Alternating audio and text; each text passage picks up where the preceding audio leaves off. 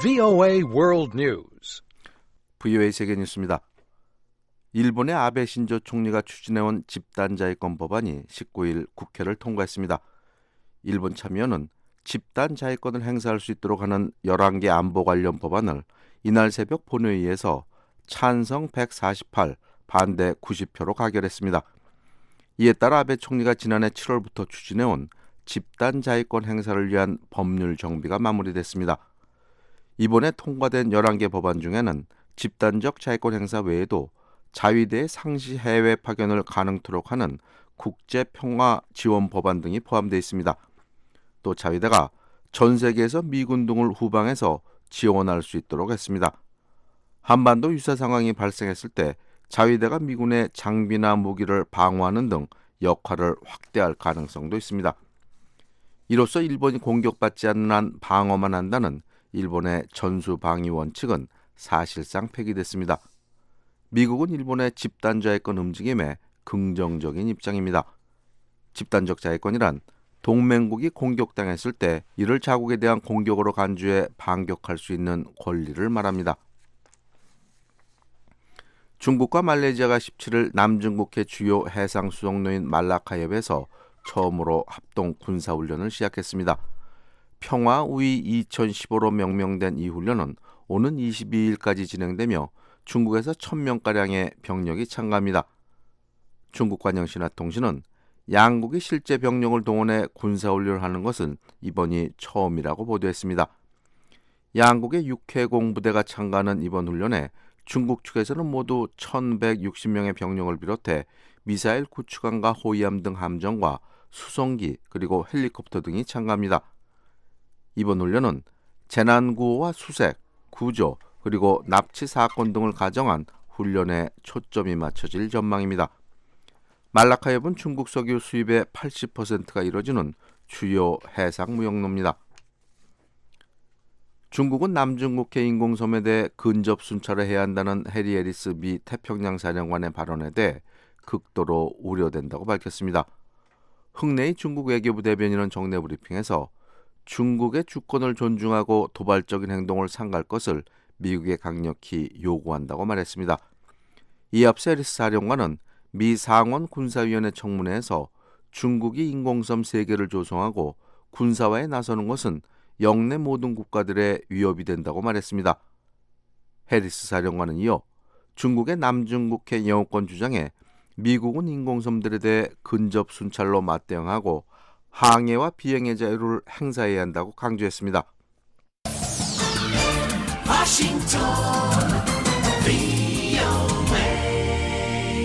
계속해서 세계 뉴스 전해드립니다. 최근 국교를 회복한 미국과 쿠바가 직접적인 우편과 항공 서비스 개설을 추진하고 있다고 미국의 AP통신이 보도했습니다. AP통신은 18일 미국 정보당국자의 말을 인용해 바락 오바마 대통령이 조만간 쿠바에 대한 경제 봉쇄 정책을 추가로 완화하는 새로운 규정을 발표할 것이라고 전했습니다. 오바마 대통령은 앞서 지난 1월 쿠바에 대한 미국인들의 여행 제한을 완화하고 컴퓨터와 인터넷 그리고 휴대전화 등이 쿠바로 수출될 수 있도록 하는 방안을 마련했습니다. 하지만 이 같은 시도는 복잡한 서류 절차와 행정 관행으로 인해 더디게 진행되고 있습니다. 양국관리들은 오바마 대통령의 임기가 끝나는 오는 2017년 초까지 문제가 모두 해결되기를 바라고 있습니다. 이슬람 무장 조직 탈레반이 18일 파키스탄 북서부의 한 공군 기지를 공격해 적어도 29명이 사망했습니다. 파키스탄 군 대변인은 군인 복장을 한 반군들이 2계조로 나뉘어 페샤와르 군 기지를 공격했다고 말했습니다. 이와 별도로 또 다른 반군이 이슬람 사원을 공격해 신도 16명을 살해했다고 밝혔습니다. 파키스탄 군 당국은 탈레반의 공격에 즉각 대응해 반군 13명을 사살했지만 교전 과정에서 장교 1명과 경비원 5명이 목숨을 잃었으며 병사 등 29명이 부상했다고 밝혔습니다. 군 당국은 인접국 파키스탄에서 반군들이 넘어와 테러를 저지른 것으로 보고 있습니다. 지금까지 세계뉴스의 최원기였습니다.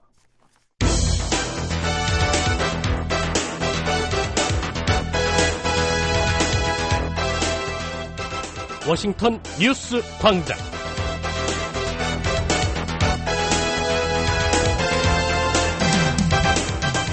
여러분 안녕하십니까? 9월 19일 토요일 워싱턴 뉴스 광장 시작합니다. 전 진행을 맡은 김용권입니다. 먼저 이 시간 전해드릴 한반도 주요 소식입니다. 미한 동맹은 누구에게도 지지 않을 만큼 강력하며 북한 정권이 핵과 미사일 시험 같은 잘못된 선택을 하면 대가를 치를 것이라고 윤병세 한국 외교부 장관이 말했습니다. My hope is that North Korea will make a right choice. 미 국무부도 북한의 비핵화 압박을 계속할 것이란 입장을 재확인했습니다. We do continue to look at and we'll aim to use all the tools at our disposal. 미국과 북한 지도자들 간의 만남을 지지하는 미국인들이 줄고 있다는 여론조사 결과가 나왔습니다. 토요일은 오늘 북한은 북부지방의 경우 대체로 흐리고 낮부터 저녁 사이에 가끔 비가 오겠습니다. 중부지방은 구름 많다가 아침부터 대체로 맑겠습니다. 아침 최저기온은 7도에서 18도, 낮 최고기온은 17도에서 27도 되겠습니다. 바다의 물결은 동해 먼바다가 1.5에서 2.5m, 서해는 0.5에서 1m로 일겠습니다. 내일 일요일은 북한 전역 대체로 맑은 날씨 예상됩니다. 첫 소식입니다. 미국과 한국의 동맹은 누구에게도 지지 않을 만큼 강하며 북한 정권이 핵과 미사일 시험 같은 잘못된 선택을 한다면 그 대가를 치를 것이라고 윤병세 한국 외교부 장관이 경고했습니다. 서울에서 김환용 기자입니다. 윤병세 한국 외교부 장관은 북한이 전략적 도발을 감행할 경우 반드시 후과가 따를 것이라고 강조했습니다. 윤 장관은 17일 서울에서 열린 미한 친선의 밤 축사에서 이같이 말하고 북한이 올바른 선택을 하면 국제사회는 다양한 협력을 통해 북한을 도울 수 있을 것이라고 밝혔습니다. 북한이 최근 장거리 로켓 발사와 핵실험 가능성을 내비친 데 대한 거듭된 경고 메시지입니다. 윤 장관은 지난달 25일 타결된 남북 합의는 남북관계를 긍정적인 방향으로 발전시켜 나갈 수 있는 가능성을 열어주었지만 북한이 전략적 도발 가능성을 내비친 발표를 함으로써 절대 방심해서는 안 된다는 사실을 일깨웠다고 평가했습니다. 특히 북한이 도발할 경우 유엔 안전보장이사회는 북한의 실질적인 조치를 검토하도록 위임을 받은 상태임을 지적했습니다. 기존 안보리 결의에 규정된 자동 개입 조항인 이른바 트리거 조항에 따라 북한이 도발하면 안보리가 신속하게 추가 제재에 나선다는 점을 재차 강조한 겁니다. 윤 장관은 이와 함께 박근혜 대통령의 다음 달 방미가 양국 정상 간 상호 방문의 연례와 의상의 의미를 갖는다며 양국 공조가 그 어느 때보다 긴밀하고 누구에게도 지지 않을 만큼 강하다고 강조했습니다. 마크 리포트 주한 미국 대사도 18일 한국의 공군사관학교에서 한 강연에서 미한 동맹은 그 어느 때보다 최상의 견고한 상태라고 밝혔습니다. 리포트 대사는 북한의 목함지뢰 도발로 한반도 정세가 고조됐던 지난달 양국 사이엔 긴밀한 대화가 이루어졌고 가능한 모든 준비가 돼 있었다며 이같이 말했습니다. 이런 가운데 북한은 최근 남북관계 개선 흐름에 미국이 회방을 놓고 있다고 비난하면서 한국을 향해 미국을 배제할 것을 촉구했습니다. 북한 대남기구인 조국평화통일위원회 대변인은 17일 북한 관영 조선중앙통신 기자와 문답을 통해 최근 남북한이 이산가족 상봉을 추진하는 등 긍정적인 관계 진전이 이루어지고 있다며 이같이 주장했습니다. 조평통 대변인은 미국 백악관과 국무부, 국방부 관계자들 그리고 한반도 전문가들이 나서서 남북 합의 이행을 놓고 북한이 약속을 어긴 적이 한두 번이 아니다. 두고 봐야 한다고 떠들어대고 있다고 거칠게 비난했습니다. 그러면서 한국을 향해 미국의 압력에 눌려 우유부단하게 행동한다면 남북한이 아무리 좋은 합의를 해도 사문화될 수밖에 없다고 경고했습니다. 한국의 북한 전문가들은 북한의 이런 주장에 미한 동맹의 틈을 버리려는 의도가 깔려 있다고 분석했습니다. 북한은 그동안 핵 개발은 미국의 적대 정책에 대한 자위적 조치며 장거리 로켓 발사는 우주의 평화적 이용이라는 자주적 권리라는 논리로 남북관계와는 무관하다는 주장을 펴왔습니다. 따라서 조평통의 이번 발언은 8.15 남북 합의와 연결지어 미한 간 갈등을 끌어내려는 계산된 발언이라는 분석입니다. 한국국책연구기관인 통일연구원의 객원연구위원인 차두현 박사입니다. 남북한 관계하고 대량 살상 무기는 무관하다는 기준 입장의 연장선상에서요.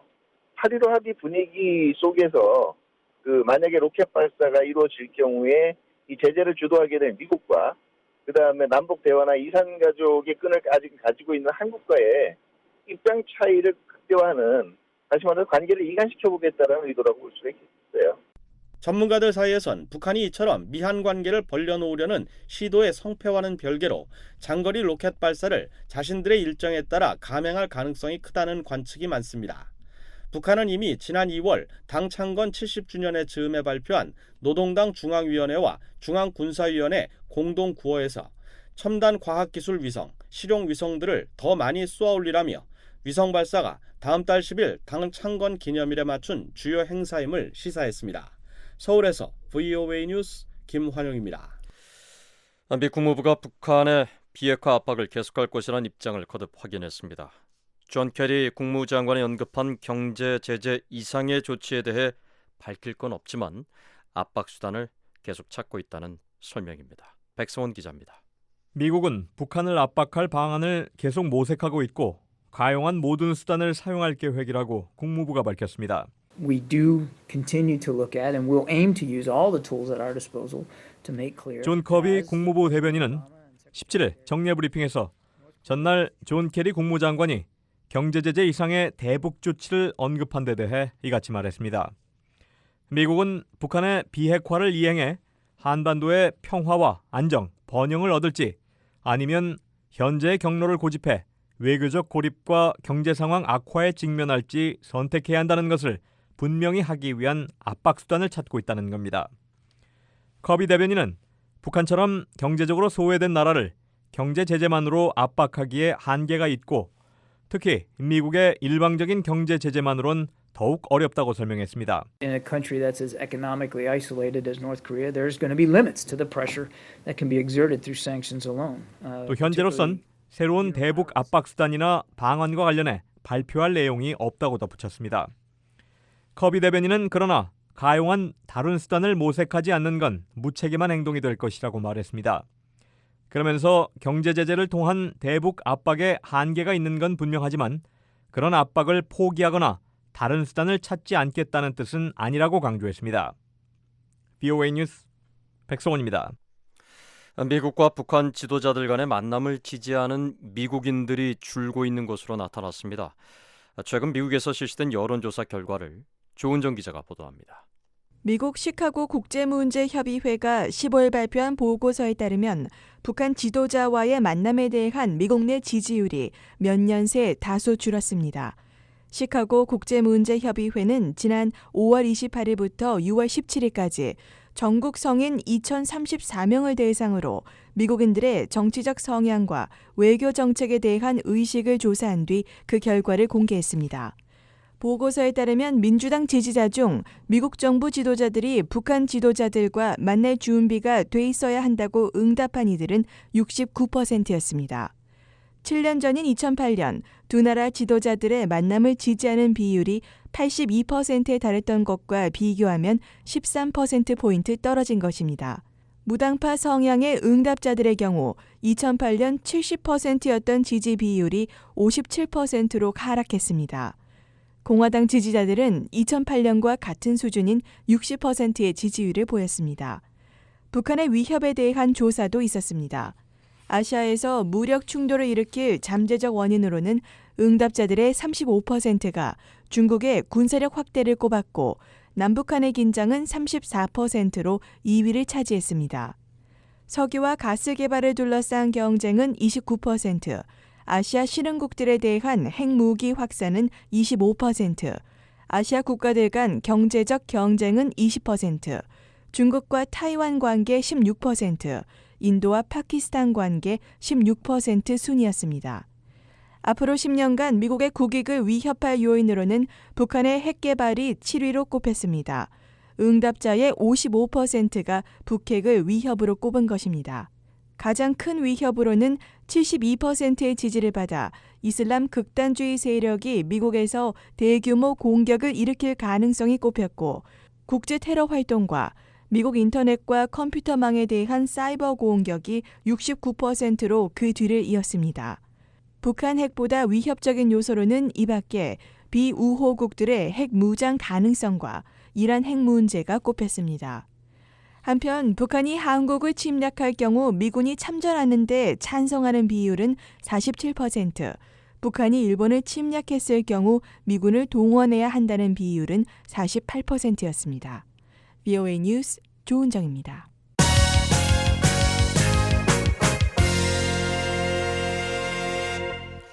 다음 소식입니다. 한국 정부는 남측 시설 점검단의 방북 결과 다음 달 20일부터 열리는 남북 이산 가족, 즉 흩어진 가족 상봉 행사를 금강산에서 개최하는데 문제가 없다고 밝혔습니다. 서울에서 김은지 기자가 보도합니다.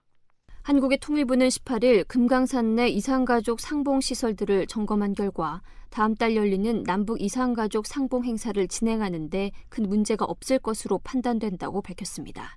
통일부 당국자와 현대아산 기술자 등으로 구성된 한국 측 시설 점검단은 지난 16일부터 이틀간 금강산 현재를 방문해 상봉 행사에 사용될 시설들을 점검하고 돌아왔습니다. 점검단은 이산가족 상봉단이 머물 숙소와 상봉장으로 사용될 외금강 호텔과 금강산 호텔, 또 이산가족 면회소를 둘러봤습니다. 점검 결과 이산가족 면회소의 경우 지난해 2월 상봉 행사가 열린 이후 사용하지 않아 수도와 전기 등 일부 시설에 보수가 필요한 것으로 파악됐습니다.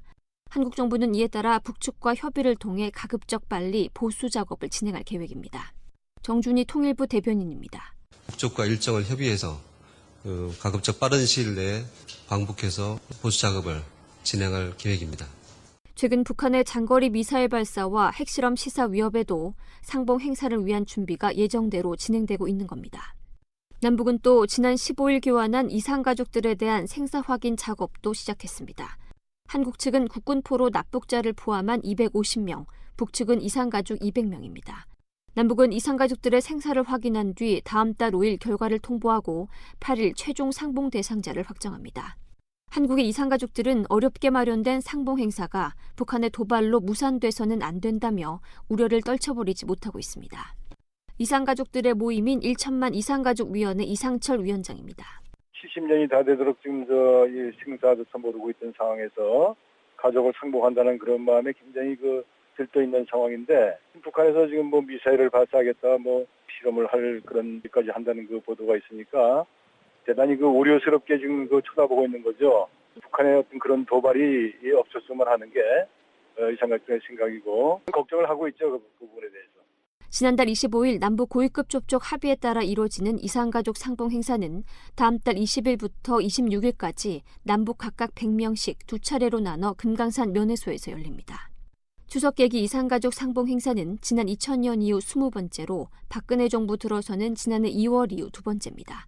서울에서 VOA 뉴스 김은지입니다. 국제 적십자사와 북한 적십자회 관계자들이 이달 말 중국에서 만납니다.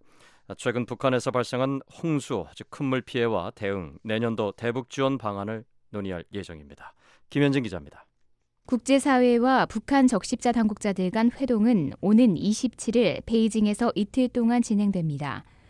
양측은 긴밀한 소통과 협력을 위해 매년 한 차례씩 공식 접촉을 가져왔습니다. 스웨덴 적십자사의 칼토링 대변인은 17일 VOA와의 전화통화에서 이번 회의에서는 조선 적십자회와의 협력사업 성과와 문제점, 당면 과제, 해결책 등이 논의될 것이라고 밝혔습니다. 특히 최근 북한 라선시 홍수 등 자연재해에 대한 국제적십자사의 대응을 평가하고 발전 방향 등도 논의할 것이라고 토링 대변인은 덧붙였습니다. 이번 회의에는 대북 사업을 지원하는 스웨덴 적십자사를 비롯해 영국과 중국, 노르웨이 적십자사 관계자 등이 참석할 예정입니다. 북한에서도 조선 적십자회 관계자 4명이 참석합니다. 현재 국제 적십자사를 통한 대북 지원에 참여하고 있는 나라는 호주와 영국, 캐나다, 덴마크, 핀란드, 독일, 노르웨이, 스페인, 스웨덴, 이탈리아, 터키, 프랑스, 이란 등 13개 나라입니다. 국제적십자사는 올해 대북사업 예산으로 미화 660만 달러를 책정하고 보건과 식수위생, 재난관리 분야에서 지원 활동을 펼치고 있습니다. 국제적십자사는 특히 최근 홍수로 인한 피해 대응에 재난구호긴급기금 47만 5천 달러를 긴급 투입하고 수해 복구를 지원하고 있습니다. VOA 뉴스 김현진입니다. 한반도 비무장지대에서 열리는 제7회 DMZ 국제 다큐 영화제가 17일에 개막되었습니다. 노시창 기자가 이 행사를 준비한 전성권 담당자를 전화로 연결해 행사 얘기를 들어봤습니다. 전 선생님 안녕하십니까? 네, 안녕하세요. 이 DMZ 국제 다큐 영화제가 개막이 됐는데요. 먼저 이 영화제 어떤 행사인지 설명을 좀 해주시겠습니까? 예, 저희 DMZ 국제 다큐 영화제는 2009년부터 시작을 했고요. 올해 7회째를 맞이하고 있습니다. 전 세계적으로 논쟁적이나 어떤 이슈적인 작품들을 상영하는 이제 다큐멘터리 영화제고요. 한 100편 정도의 규모로 영화제를 치르고 있는 이제 국제 다큐멘터리 영화제라고 보시면 될 것 같습니다. 네. 그런데 그 장소가 경기도 파주 민간인 출입 통제선 북쪽에서 한다고 하는데 여기가 어떤 곳입니까? 이 캠프 그리브스라는 곳이요. 저희가 이제 이름에서도 알 수 있듯이 이제 DMZ 국제 다큐 영화제인데요. 사실 뭐 영화제 모든 행사가 DMZ 안에서 이루어질 수는 없고요. 저희가 이제 특별히 개막식만 이제 민간인 통제선 구역 아닌 DMZ 안에서 이제 이루어지고요. 실제로 이제 캠프 그리브스라는 이제 과거에 미국 캠프였던 미군 부대. 곳에서 저희가 미군 부대였던 곳에서 저희가 이제 개막식을 치르고 실제로 이제 본 영화제는 이제 고양시하고 파주시에서 이렇게 나눠서 관객들과 이제 만나고 있습니다. 네, 그러니까 과거 미군 부대에서 하는 것은 그만큼 그 상징적인 의미가 있겠네요. 예, 그렇죠. 아무래도 저희가 이제 DMZ가 의미하는 어떤 상징성이 매우 크지 않습니까? 저희가 이제 분단이라는 어떤 현실도 있고 또 그 분단을 통해서 사실 뭐 평화의 메시지를 좀 전 세계에 좀 알리고자 하는 목적이 가장 크고요.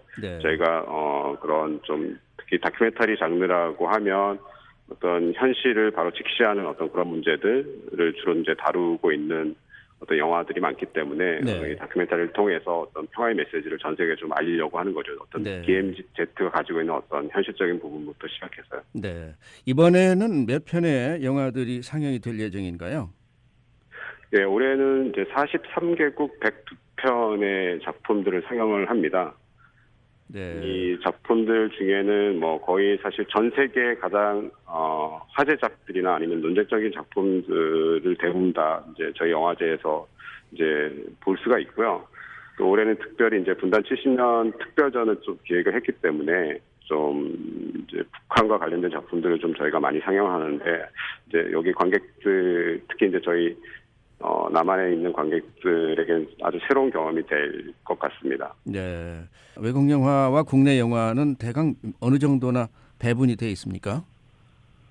뭐 해외 영화는 한 75편 정도를 틀고요. 네. 예, 국내 작품은 한 30작품에서 35작품 정도로 보시면 될 것 같아요. 네. 전체적으로 내용이 순수한 그 예술적인 관점에서 본 그런 작품들입니까? 아니면 어떤 특별한 그 이슈를 선전하려고 하는 뭐 그런 것들이 주로 있는 건가요? 예, 아무래도 저희가 이제 국제 다큐멘터리 영화제이기 때문에 사실 기본적으로 뭐 그 평상시 TV나 이런 데서 사실 보기 힘든 그런 예술 영화들도 상당히 많이 있고요. 네. 또한 뭐 이렇게 또 예술 영화라고 해서 좀 어렵고 뭐 이런 또 선입관이 있기 때문에 일반적으로 관객들이 되게 좋아할 수 있는 그런 대중 친화적인 작품들을 이제 골고루 이렇게 선정했다고 보시면 될 것 같고요. 올해의 경우는 저희가 아무래도 이제 광복 70주년이기도 하고 분단 70년 특별전을 마련했기 때문에 그러니까 전 세계에서 현재 일어나고 있는 어떤 분쟁에 관련돼서 좀 주목을 했습니다. 그래서 그와 관련된 작품들이 좀 많이 선정됐다고 볼 수가 있을 것 같습니다. 네. 벌써 올해 이제 여러 회째 행사를 하시는 건데 주로 어떤 분들이 관심을 갖고 관람을 하시나요? 아무래도 뭐 국내에서 이제 다큐멘터리 작업을 하시는 이제 감독분들이나 아니면 프로듀서 제작자분들의 관심이 가장 크고요. 네. 그다음에 이제 뭐 영화를 배우고 있는 학교 학생들, 뭐 그다음에 영화를 아주 좋아하는 시네필들이 일단은 좀 많이 찾아주시고요. 아무래도 이제 다큐멘터리가 기본적으로 좀 어렵다라는 인식을 좀 많이 가지고 있어서 아직까지는 좀 일반 대중들이 그렇게 막 즐기는 영화는 아닌 것 같아요. 그런데 저희가 좀 그런 선입관을 좀 깨드리기 위해서 올해 좀 그 다양한 프로그램들을 좀 많이 마련을 했고요. 뭐 현재 사실 좀 가족이나 청소년들이 좀 볼 수 있는 프로그램들도 많이 있어서 학교에서 좀 많이 문의가 들어오는 상태입니다. 아, 네. 그리고 개막작으로는 이번에 어떤 영화가 선정이 됐나요? 네, 저희가 개막작으로는 나는 선무다라는 작품인데요.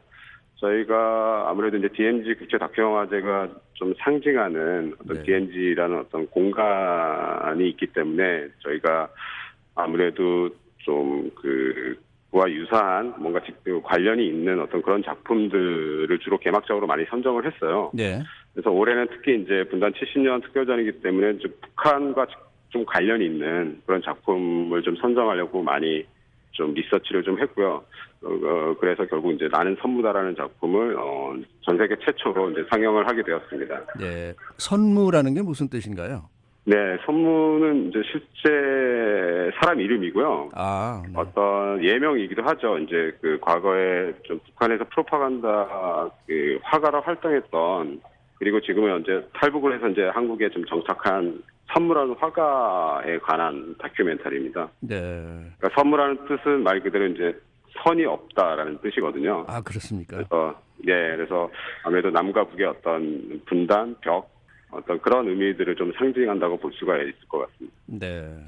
이 북한 현지를 촬영한 기록 영화도 있다고 들었는데요. 그것은 어떤 영화인가요? 저희가 이제 분단 70년 특별전을 11편을 상영을 하는데요. 저희가 올해 컨셉을 북한이라는 어떤 예술적인 키워드로 이제 북한을 어떻게 상상하고 또 북한을 우리가 그동안 어떻게 보아왔는지에 대한 어떤 질문도 던지고, 또 궁극적으로는 어떻게 보면 그러니까 북한과 어떻게 접촉할 것인가에 대한 어떤 좀 생각을 해보자라는 취지에서 이제 북한과 관련된 작품 11장을 트는데요. 이제 대부분 작품들이 북한에서 실제로 촬영한 작품들이고, 또 북한에 있는 좀 사실 보기 힘든 그런 많은 아카이브나 그런 후티지들을 사용한 작품들이 꽤 많이 있습니다. 네. 그런데 그런 자료들을 얻는데 어려움은 없나요? 그 제작하는 분들의 입장에서 볼 때.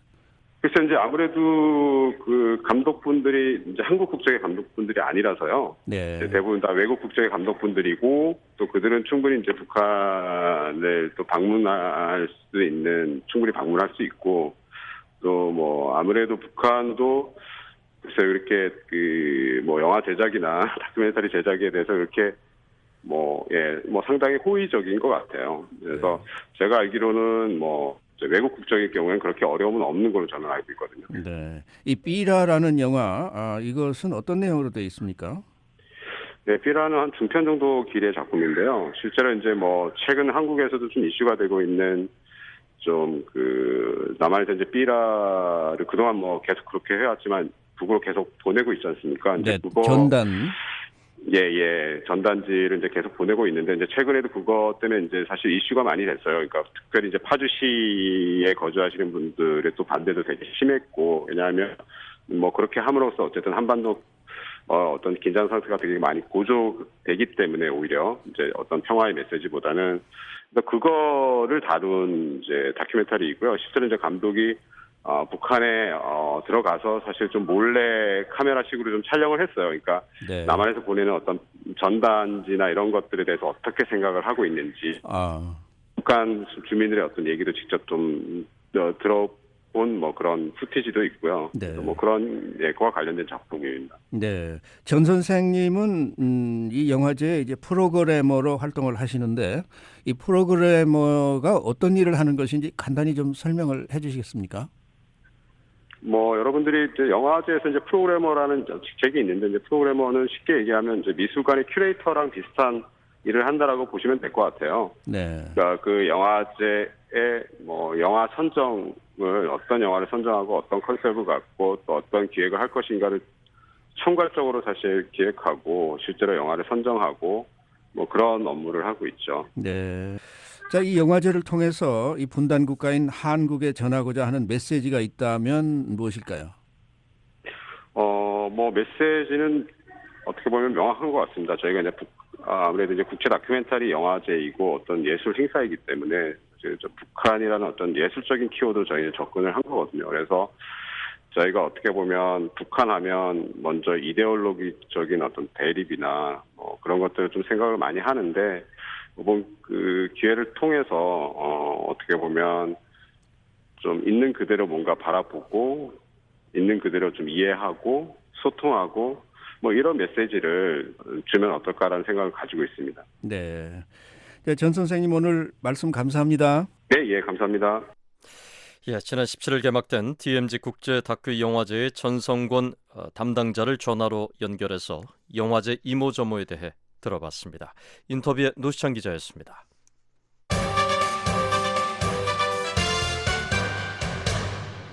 다음 소식입니다. 한국엔 사회교육원을 별도로 운영하는 대학들이 있습니다. 일반 대학과 달리 학점, 은행제, 취미생활 등을 학교 안팎에서 학술적으로 배우고 또 학위까지 주는 곳도 있는데요.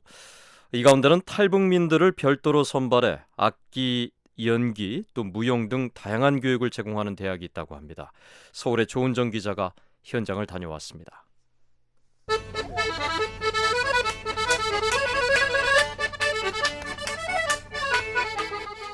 흥겨운 아코디언 소리가 지나가던 사람들의 발걸음을 붙잡는데요. 명지대학교 공연예술학과 탈북민 재학생들의 연습이 한창입니다. 명지대학교 공연예술학과는 학점 운행제, 그러니까 학교에서뿐 아니라 학교 밖에서 이루어지는 다양한 형태의 학습과 자격을 학점으로 인정하고 일정 기준을 충족하면 학위를 취득할 수 있는 방식으로 운영되는 학과인데요. 뮤지컬과 연기, 실용, 무용 등 다양한 전공으로 운영되고 있습니다. 명지대학교 공연예술학과는 34명의 탈북민 학생들이 재학 중인데요. 외래 교수인 이학철 교수 역시 탈북민입니다. 이학철 교수를 만나서 자세한 얘기를 들어봤습니다. 탈북민들도 이제 예술을 하고 싶어하는 친구들이 많아요. 이 친구들을 나름대로 이제 한데 묶어서 이제 교육을 해가지고 인재로 이제 키워가지고 이 인재들이 나중에 이제 우리 통일 문화 발전에 기여할 수 있는 사람으로 만들고자 하는 어떤 그런 취지로 과를 내한 거죠. 대학하고 이제 서로 이제 토론해가지고. 이학철 교수 역시 한국에서 예술대학을 졸업했는데요. 졸업 후에 여러 가지 활동을 하면서 탈북민들의 예술 교육에 대한 필요성을 느끼게 됐다고 합니다. 그러니까 저도 이제 여기 한국에 와서 이제 대학을 이제 다녔죠. 예술대학을 다니고 졸업하고 그다음에 이제 그 사회생활을 하면서 이제 우리 탈북민들이 어떤 이제 이 사회에 이제 차지하는 어떤 이제 이 역할이라 할까?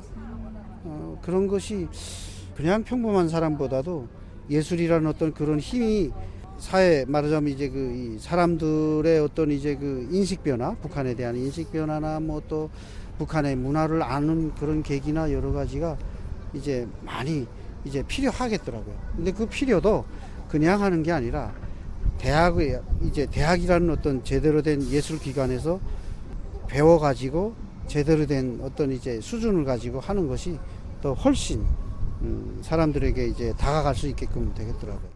탈북민들은 지난해부터 선발했기 때문에 아직은 1학년과 2학년 학생이 전부입니다.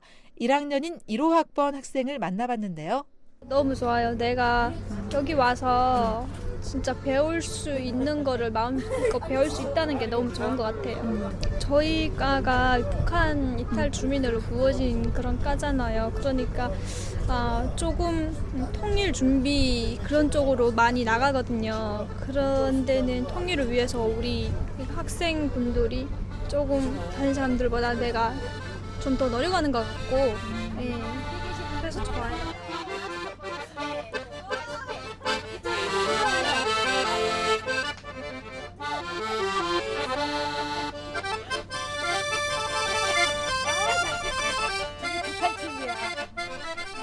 아코디언을 멋지게 연주해준 최순영 학생은 5살 때부터 북한에서 아코디언을 배웠습니다. 하지만 북한에서는 대학을 다니지 못했기 때문에 그 점이 항상 아쉬웠는데요. 그래서 학교를 다니는 요즘이 참 행복하다고 합니다. 저희가 이제 북한에서 공부를 하고 싶어도 못했잖아요. 그래서 이제 좀 이렇게 북한에서 공부도 했고 했는데 이제 돈도 없고 그래가지고 학교 못 가는 학생들로 이제 위주로 해서 북한 이탈 주민 위주로 해가지고 특설반을 명지대학교 공연예술학과 특설반을 지금 다니고 있는데 공부할 수 있어서 좋다는 게 자랑인 것 같아요. 이제 아코디언을 제가 5살 때부터 했는데 이제 남한에 와서는 한지 이제 한 1년 좀 조금 넘거든요. 그래서 이제 나만의 이제 문화적 차이가 좀 있어가지고 북한하고 이제 북한은 대부분 이제 빠른 노래를 했고 남한은 좀 느린 노래를 해가지고 서정적인 노래로 그런 게 있는 것 같아요. 제가 봤을 때. 순영 씨는 모든 수업이 재미있지만 특히 이론 수업이 가장 흥미롭다고 하는데요. 이론이 저희가 배운 북한 이론하고 여기 이론하고 좀 말이 달라요. 여기는 이렇게 외래어를 많이 쓰고요. 저희는 다 북한 한글로 이렇게 말을 하거든요. 그래서 이제 저희가 이해했던 거랑 여기 와서 이제 접하는 게 다른 거예요. 그러니까 내용은 같은데 말이 다른 거죠. 네, 그래서 이제 그런 거 배우는 게 더 재미나더라고요. 2학년 학생을 만나봤는데요. 이미 예술가로 활동하고 있지만 학교에 다니면서 더 체계적인 활동을 하고 있습니다. 좀 경제적으로 좀 많이 어렵거든요. 사실 학교 다니다 나니까. 그래도 이 희망이라는 그 메시지를 안고 항상 제가 하고 싶은 그 꿈이잖아요. 아무래도 북한남이 말투와 언어가 좀 다르기 때문에 저희가 노래 한 구절에도 발음이 좀 다르거든요. 그래서 처음에 막 노래할 때는 그게 참 우습게 들려가지고 많은 고민을 했어요, 제가. 그래서 이 창법은 둘째치고 이 발음을 어떻게 교정할 것인가 저 혼자 많이 생각하고 그다음에 하도 이렇게 연습을 하다 나니까 북한 노래 부를 때 또 창법 그 발음 그다음에 한국 노래 부를 때 그 창법 발음이 어느 정도 이렇게 손을 그을 수 있다. 손을 굽지만은 그 남북이 하나 돼서 이런 노래를 한다는 그 내용은 같이 통합인 것 같아요. 서울에서 VOA 뉴스 박은정입니다.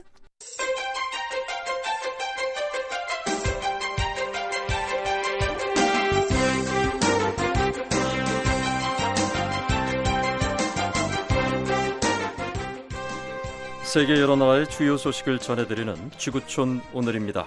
오늘은 조상진 기자와 함께하겠습니다. 안녕하십니까? 네, 안녕하십니까? 자, 오늘 주요 소식들부터 알아볼까요? 네, 미 공화당이 이란 핵 합의 저지에 실패했습니다. 또 미군이 시리아의 순위파 무장 세력 ISIL에 대한 전략 수정을 검토하고 있습니다. 중국이 남중국해 영유권 문제에 관한 미군 당국자들의 발언에 강하게 반발했습니다. 예, 그럼 먼저 이란 핵 합의 소식부터 전해주시죠. 네, 지난 7월이죠. 이란과 미국을 비롯한 주요 6개국의 핵 협상에서 역사적인 이란 핵 합의안이 도출이 됐습니다. 이후에 미국 의회는 60일간 검토에 돌입했고 다수당인 공화당은 합의안을 거부하기 위해서 다양한 시도를 했지만 결국 실패로 돌아갔습니다. 예. 따라서 이란 핵 합의안은 큰 장애물인 미국 의회를 통과했고 이제는 발효만을 남기고 있습니다. 네, 다수당인 공화당에서 한 목소리로 이번 이란 핵 합의안에 반대를 했는데 결국 막질 못했군요. 그렇습니다. 바락 오바마 미국 대통령은 미 의회가 합의안에 반대하는 법안을 채택할 경우 거부할 것임을 분명히 했었습니다. 의회가 대통령의 거부권을 무효화시키려면 전체 의원 3분의 2의 동의가 필요한데요. 네. 그러기 위해서는 공화당 의원들만으로는 부족하고 이 오바마 대통령의 소속당인 민주당 의원들의 이탈표가 있어야 했습니다. 그런데 민주당 의원들 중에서 이 핵 합의안을 지지하는 의원들이 충분히 나오면서 의회 차원에서 이란 핵 합의안을 거부하는 데 실패했습니다. 네. 이런 상황에서 공화당은 마지막까지도 이런 핵 합의안을 막기 위한 안간힘을 쓴 것으로 보이는데 의회 검토 마지막 날인 17일에도 표결이 있었다고요? 그렇습니다. 이란이 이스라엘을 인정하고 억류한 미국인들을 풀어줄 때까지 이란에 대한 제재 해제를 보류하는 법안에 대한 이 표결이 상원에서 있었습니다. 예. 미치 매코넬 상원 공화당 원내대표가 제출한 것인데요. 하지만 충분한 찬성을 얻지는 못했습니다. 한편 일부 공화당 의원들은 여전히 반대 목소리를 높였습니다. 존 코닌 상원 의원은 이번 합의안이 조약이 아니라 정치적 합의일 뿐이라면서 다음 미국 정부에서라도 현재 합의안을 무효화시키고 더 나은 새로운 합의를 추진해야 한다고 말했습니다. 예. 그런데 이 대통령이 선택하고 또 결단한 것을 공화당은 왜 이렇게 반대하는 겁니까? 합의안을 보면 이란의 핵무기 개발 의혹을 없애기 위해 핵 개발 능력을 장기간 제한하면서 대신에 이란에 대한 핵 관련 제재를 해제하는 내용을 담고 있습니다. 예. 오바마 정부는 이란의 핵 계획을 완전히 포기시킬 수 없고 그렇다고 군사력을 동원할 수도 없는 상황에서 이번 합의안은 최선의 방안이라는 이 설명이었습니다. 네. 하지만 공화당의 반대 의원들은 이번 합의안은 이란의 핵무기 개발을 막기에 충분하지 못하다면서 새로운 협상을 요구했었습니다. 예, 어쨌거나 그동안 말도 많고 탈도 많았던 이란 핵 합의안이 이제 미 의회를 통과했는데 앞으로 어떤 절차가 남아 있습니까? 네, 이제는 이란과 주요 6개국이 합의안을 발효하고 본격적인 이행에 돌입하게 됩니다. 이란과 주요 6개국은 다음 달 19일 정식으로 합의안을 채택할 예정이고요. 이어서 이란이 먼저 약속한 대로 핵 활동을 크게 제한하는 제한 조치를 취해야 합니다. 네. 여기에는 농축 우라늄 보유량과 원심 분리기 개수를 줄이고 이 플루토늄의 생산이 가능한 중수로 가동을 멈추는 등의 조치들이 포함되어 있습니다. 그럼 이란에 대한 제재 해제는 언제쯤 이루어집니까? 국제 원자력 기구 IAEA가 이란이 취한 조치를 검증한 후에 미국과 유럽연합은 이란에 대한 핵 관련 제재를 해제해야 합니다. 이란은 또 해외에서 동결된 600억 달러 규모의 자산도 사용할 수 있게 되는데요. 이란은 그동안 국제사회의 경제 제재로 이 주요 수입원인 석유 수출 등이 크게 제한됐었고 외부의 투자도 받기가 어려워지면서 경제가 크게 침체됐었습니다. 전문가들은 이란에 대한 제재가 해제된 후에도 경제가 다시 제궤도에 오르기까지는 앞으로 여러 해가 걸릴 것으로 전망하고 있습니다. 한편 미국 정부는 17일 이 스티븐 멀 전 폴란드 대사를 미국의 이란 핵 합의 조정관으로 임명했습니다.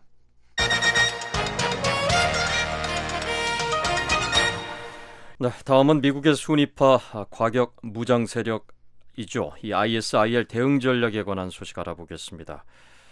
미국이 대응 전략을 수정하는 방안을 검토 중이라고요. 그렇습니다. 미국 주요 언론들이 미군 관계자들을 인용해서 보도한 내용인데요. 네. 미국은 당초 시리아의 순위파 극단주의 무장 세력 ISIL을 격퇴하기 위해서 대규모 온건파 반군 병력을 육성한다는 계획이었습니다. 미군은 공습 지원에 치중하고요. 하지만 기존 계획이 제대로 진행이 안 되면서 전략 수정이 불가피한 것으로 보입니다. 예, 관련해서 미 상원 군사위원회에서 청문회가 열렸는데 실제 훈련을 거쳐서 순위파 무장 세력이 ISIL과 전투에 투입된 반군이 10명도 채 되지 않는다고요. 그렇습니다. 당초 미국의 계획과는 너무나 큰 차이가 있는 내용인데요. 예. 미국은 원래 5억 달러의 예산을 들여서 연간 5천 명 정도의 온건파 반군 병력을 육성한다는 목표였습니다. 하지만 청문회에 출석한 로이드 오스틴 중부 사령관에 따르면 현재 훈련을 거쳐서 전투에 투입된 반군은 4-5명뿐이고 훈련 중인 병력도 100명에서 120명 사이라고 전해졌습니다. 예. 이 때문에 존 맥케인 상원 군사위원장은 미국의 순위파 무장 세력 ISIL 소탕 전략이 심각한 실패임을 보여줬다라고 비판했었습니다. 네, 5천 명을 키우겠다 했는데 5명밖에 안 된다니 문제는 문제인 것 같은데 구체적으로 어떤 문제가 있는 겁니까? 이 오스틴 사령관이 청문회에서 구체적으로 어떤 문제가 있었는지는 자세히 언급하지 않았었습니다. 예. 하지만 알려진 것은 시리아에서 처한 상황의 일부분이라고만 밝혔습니다. 그동안 미군 관계자들의 발언을 보면 지원자가 있다고 하더라도 과연 믿고 무기를 맡길 만큼 확실한 온건파 반군인지 신원 조사를 하는데 가장 큰 어려움이 있고요. 예. 지원자가 있어도 훈련을 시리아가 아닌 주변 아랍 동맹국 기지에서 실시하기 때문에 이들을 시리아 밖으로 이동시키는 것도 쉬운 문제가 아니었습니다. 예. 또 지난 7월에는 미군이 양성한 반군 50여 명이 알카에다 시리아 지부인 알루스라 전선의 공격을 받고 대부분 전사하거나 도망치고 또 8명은 납치되는 사건도 있었습니다. 예. 그런 여러 가지 문제 때문에 맥케인 군사위원장 등은 그동안 계속 미 지상군 병력 투입이 필요하다 이런 입장을 보여왔는데요.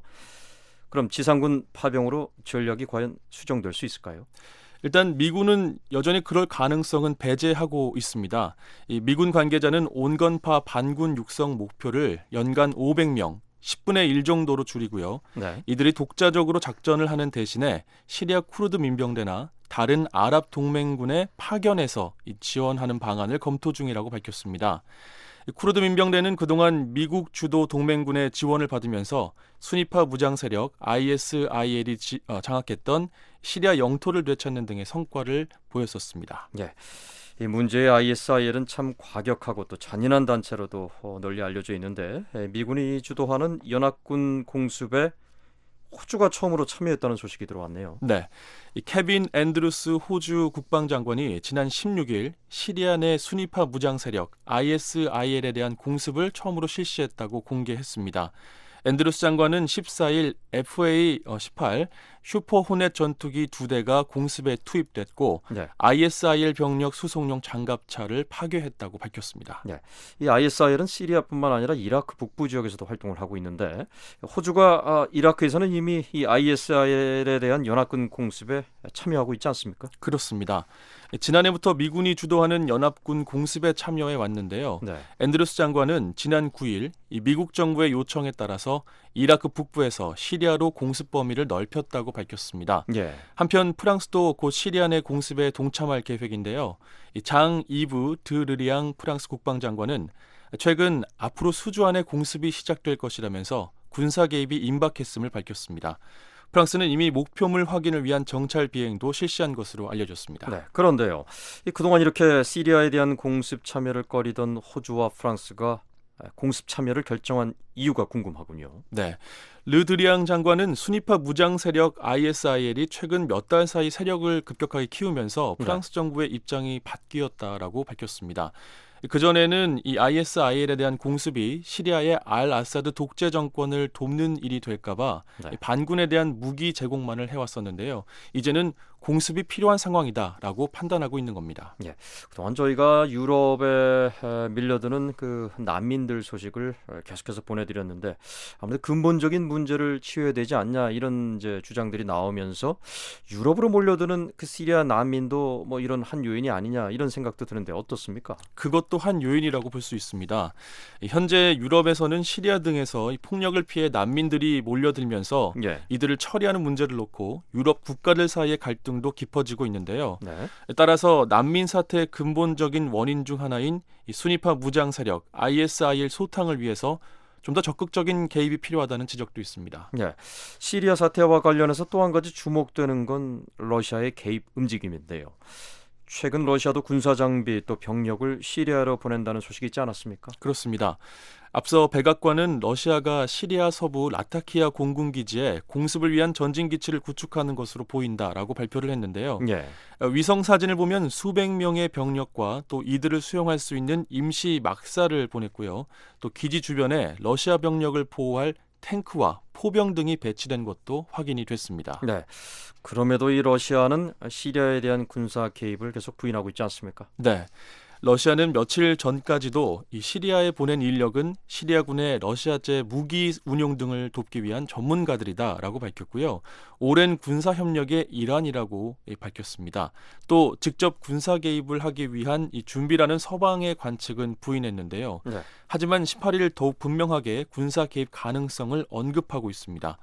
러시아의 드미트피 페스코프 대통령 대변인은 시리아가 러시아의 병력 파견을 요청할 경우 검토할 것이라고 밝혔습니다.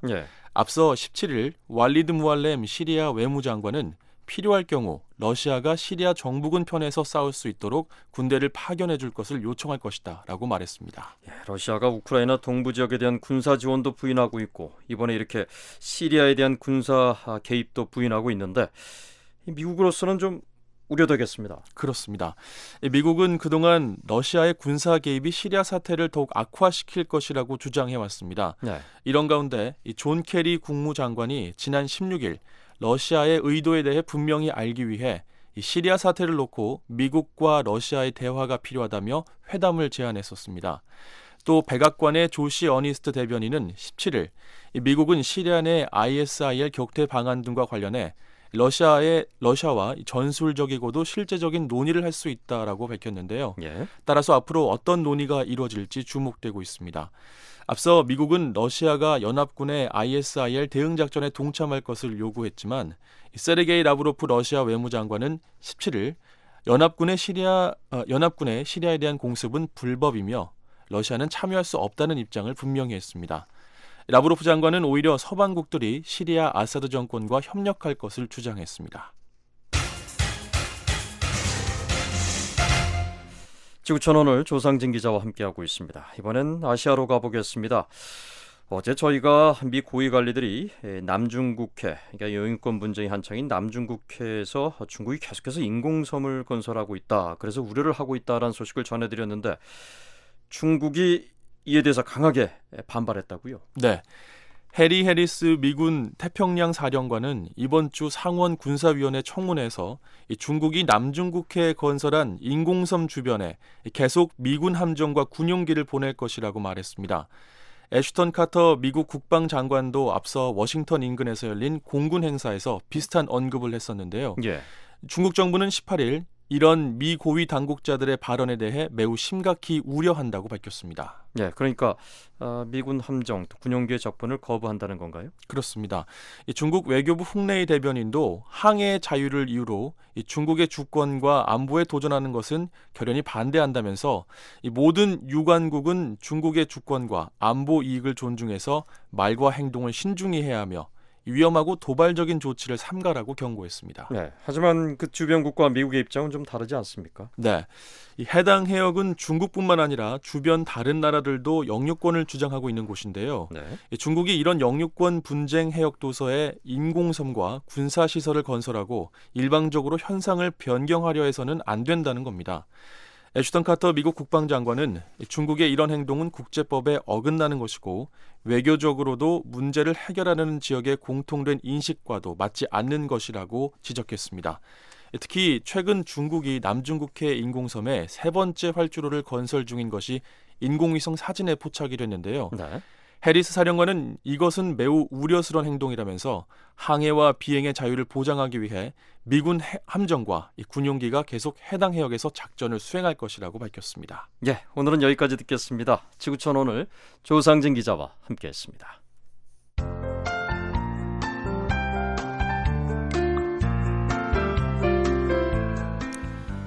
끝으로 오늘의 북한 날씨 알아보겠습니다. 토요일인 오늘 북한은 북부지방의 경우 대체로 흐리고 낮부터 저녁 사이에 가끔 비가 오겠습니다.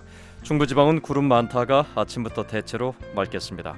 아침 최저기온은 7도에서 18도, 낮 최고기온은 17도에서 27도 되겠습니다.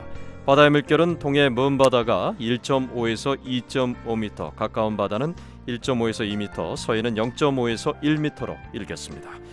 내일 일요일은 북한 전역 대체로 맑겠습니다. 지역별 날씨입니다. 먼저 평양, 오전에 구름 많다가 오후엔 구름 조금 끼겠습니다. 아침 최저기온 16도, 낮 최고 26도까지 오르겠습니다. 신의주는 구름 많겠습니다. 아침 최저 17도, 낮 최고 26도. 해주는 구름 조금 끼겠고 개성은 구름 많다가 오후에 구름 조금 끼겠습니다. 해주의 아침 최저기온은 18도, 낮 최고 26도, 개성은 아침 최저 15도, 낮 최고 25도. 강원도 원산은 오전에 구름 많다가 오후에 구름 조금 끼겠습니다. 아침 최저 16도, 낮 최고 24도. 함흥은 오전에 흐리다가 오후에 구름 많겠습니다. 낮 최고 25도까지 오르겠고요. 청진은 오늘 구름 많겠습니다. 아침 최저 16도, 낮 최고 기온 22도까지 오르겠습니다. 한국기상청 제공 오늘의 북한 날씨였습니다. 워싱턴 뉴스광장은 여기까지입니다. 전 김영권이었고요. 오늘도 저희 VOA 한국어 방송을 애청해 주셔서 고맙습니다. 세계 뉴스 이어집니다.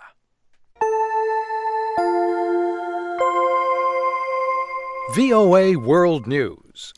VOA 세계 뉴스입니다. 일본의 아베 신조 총리가 추진해온 집단자유권 법안이 19일 국회를 통과했습니다. 일본 참의원은 집단 자유권 등을 행사할 수 있도록 하는 11개 안보 관련 법안이 이날 새벽 본회의에서 찬성 148, 반대 90표로 가결했습니다. 이에 따라 아베 총리가 지난해 7월부터 추진해온 집단자유권 행사를 위한 법률 정비가 모두 마무리됐습니다. 이번에 통과된 11개 법안 중에는 집단적 자유권 행사 외에도 자위대 상시 해외 파견을 가능토록 하는 국제평화 지원 법안도 포함되어 있습니다. 또 자위대가 전 세계에서 미군 등을 후방에서 지원할 수 있도록 했습니다.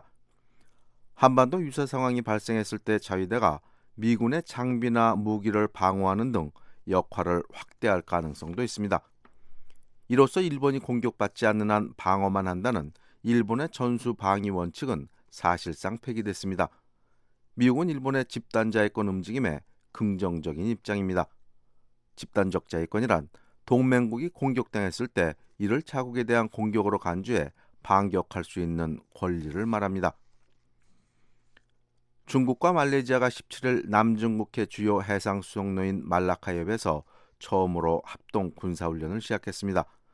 평화우위 2015로 명명된 이 훈련은 오는 22일까지 진행되며 중국에서 1000명가량의 병력이 참가합니다.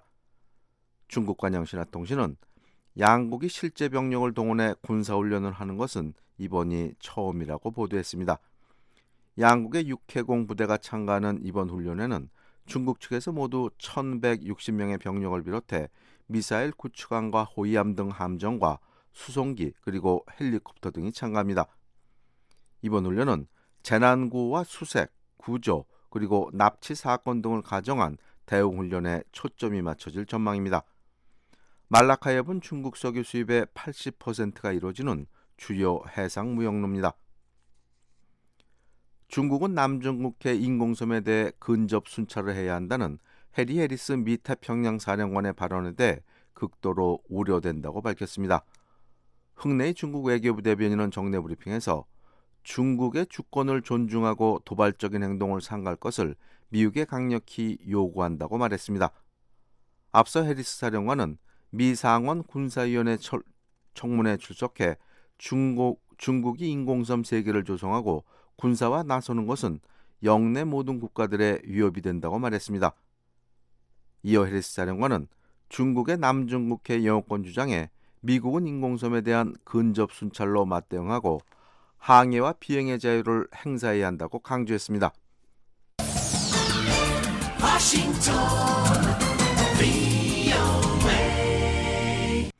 계속해서 세계 뉴스 전해드립니다. 최근 국교를 회복한 미국과 쿠바가 직접적인 우편과 항공 서비스 개설을 추진하고 있다고 미국의 AP통신이 보도했습니다. AP통신은 18일 미 정부 당국자의 말을 인용해 바락 오바마 대통령이 조만간 쿠바에 대한 경제 봉쇄 정책을 추가로 완화하는 방안은 발표할 것이라고 전했습니다. 이에 앞서 오바마 대통령은 지난 1월 쿠바에 대한 미국인들의 여행 제한을 완화하고 컴퓨터와 인터넷, 휴대전화 등이 쿠바로 수출될 수 있도록 하는 방안을 마련했습니다. 하지만 이 같은 시도는 복잡한 서류 절차와 행정 관행으로 인해 더디게 진행되고 있습니다. 양국 관리들은 오바마 대통령의 임기가 끝나는 오는 2017년까지 문제가 모두 해결되기를 바라고 있습니다. 이슬람 무장 조직 탈레반이 18일 파키스탄 북서부의 한 공군기지를 공격해 적어도 29명이 사망했습니다. 파키스탄 군 대변인은 군인 목장을 한 반군들이 2계조로 나뉘어 페샤와르 군기지를 공격했다고 말했습니다. 이와 별도로 또 다른 반군이 이슬람 사원을 공격해 신도 16명을 살해했다고 밝혔습니다. 파키스탄 군 당국은 탈레반의 공격에 즉각 대응해 반군 13명을 사살했지만 교전 과정에서 장교 1명과 경비원 5명이 목숨을 잃었으며 병사 등 29명이 부상했다고 밝혔습니다. 군 당국은 인접국 아프가니스탄에서 반군들이 넘어와 테러를 저지른 것으로 보고 있습니다. 한편 탈레반 대변인은 자신들이 기지를 공격해 부대원 수십 명을 포위한 뒤 대부분 사살했고 사원 안에 있던 16명은 공격에 가담했던 자살폭탄 요원들이라고 주장했습니다. 지금까지 세계뉴스의 최원기였습니다. 지금까지 여러분께서는 VOA 한국어 아침방송을 들으셨습니다. VOA 아침방송은 매일 아침 3시 30분부터 5시 30분까지 2시간 동안 단파 5875, 7365, 7485kHz로 보내드리고 있습니다. VOA 저녁방송은 밤 7시 30분부터 11시 30분까지 4시간 동안 중파 1188kHz로 보내드립니다. 단파로는 밤 8시 30분부터 11시 30분까지 3시간 동안 7460kHz, 11990kHz로 보내드리고 있습니다. 또 밤 8시 30분부터 9시 30분까지 1시간 동안은 단파 9490kHz, 밤 9시 30분부터 11시 30분까지 2시간 동안은 단파 11935kHz로도 들으실 수 있습니다. VOA 방송은 인터넷으로도 청취하실 수 있습니다. 인터넷 웹사이트 주소는 www.voakorea.com입니다. 함께해 주신 여러분께 감사드립니다. 그럼 다음 방송 시간까지 안녕히 계십시오.